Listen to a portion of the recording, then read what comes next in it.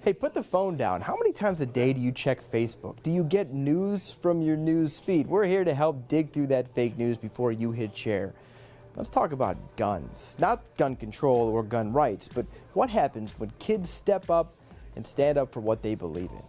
That's what happened last week in Washington, D.C. Teenagers from Parkland, Florida, just 5 weeks after watching 17 classmates gunned down inside their school, organized a mass rally. They took their anger over what happened, their fear of another shooting, their sense of loss and sadness, and channeled it into a nationwide movement for gun control. Even if you disagree with what these kids are fighting for, you have to respect them for standing up to the NRA, to politicians, and just organizing, right? Now, it's easier to viciously attack these kids on a deeply personal level. So let's cut through any reasonable debate on guns and head right to social media. You've probably seen this one. That is Stoneman Douglas High School senior Emma Gonzalez ripping the United States Constitution in half. The GIF caught by Gab, the free speech social network. That kind of anti-government, anarchist activity is exactly what people on the internet are complaining about. But wait, Twan, zoom in real quick. Why do the words appear to be floating above the pages? Wait, yeah, that's fake. This is the real photo. That's Emma Gonzalez ripping up a target from a shooting range. Photoshop, right? Well, fool me once, but never again. So maybe Emma Gonzalez isn't a Constitution-ripping anarchist, but what about her classmate? Or should I say, crisis actor?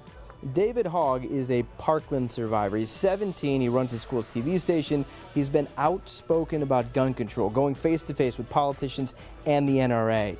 Or is he a paid actor? How else do you explain this? It looks like David Hogg went to Redondo Shores High School in California, graduated in 2015. The person who wrote this said, quote, he always wanted to work for CNN and be an actor. Of course, there's no name on the quote, but they do have a yearbook photo and a Twitter handle, the Laguna Beach Antifa, which is a suspended account that at one point used Russia in a geotag. All right, turns out both those teams are just high school kids trying to make a difference. But what about the 200,000 to 800,000 people that went to the march?